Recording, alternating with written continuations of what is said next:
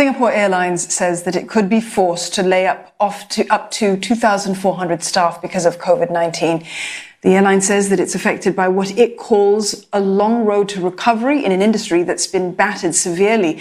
Now, the cuts would be part of 4,300 positions that will go as the national carrier downsizes.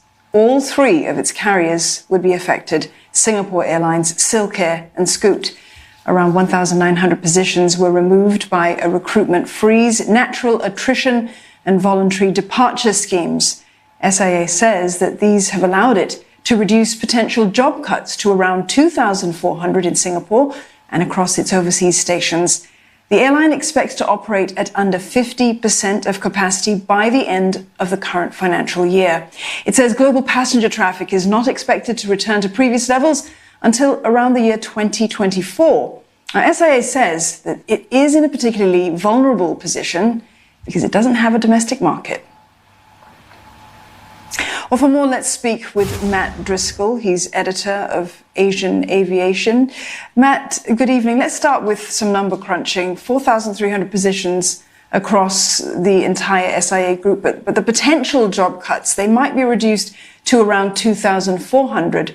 Now, SIA, of course, has tens of thousands of employees on its payroll, but what do these numbers tell you about how the airline is streamlining its staff strength now? And what happens if the situation gets worse?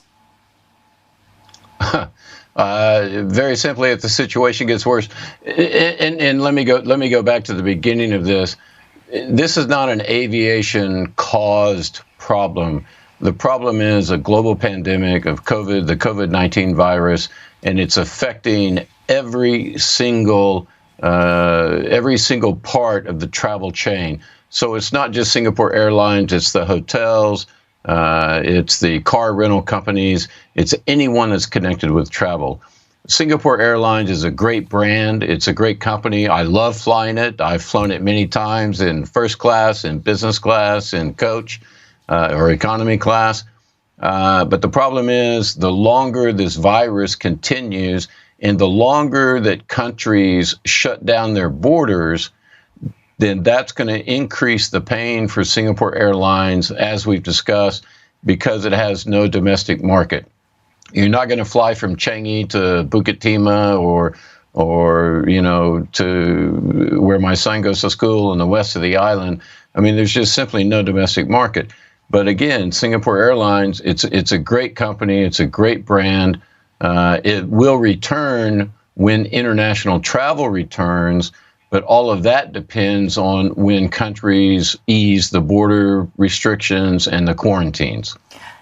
Right. So, Matt, saying that, it will take some time for travel demand to return. And from your own forecast, then, how much longer do you think it will take before we actually see some sort of sustained pickup in global travel? You sound a little bit like my wife, and she's probably watching in the other room. I wish I had that answer, because I don't have all the answers, as I often tell her, because, again, it all depends on the virus. International travel will return when it's safe to return. And I have to say, organizations like IATA, the International Air Transport Association, ICAO, the International Civil Aviation Organization, they have been doing a great job of trying to convince governments and everybody else that it actually is safe to travel. I mean, it's very rare. There are instances where it happens, but it is very rare to catch COVID-19 when you get on an airplane. Having said that, the various governments, whether it's in the UK, whether it's in the United States, whether it's in Singapore or Cambodia or Japan or wherever, their preference, the government's preference, are to keep things shut. So when will everything return? I have no idea. It's if and when the scientists, who I hope are really, really smart and work really, really hard, when they come up with a vaccine that is safe and that is effective and can prevent all of this, that's when air travel will return. Matt, it may be nigh impossible to make a prediction in terms of, sort of looking into that crystal ball and wondering when recovery will happen. But is recovery going to be reliant upon reputation? Because you talked about the SIA brand having that. Is that what's going to sort of make the difference? I think so. I mean, that's a wonderful question. It's a really good question because I think people will, right now, people are looking for trust. They're looking for brands that they can depend on.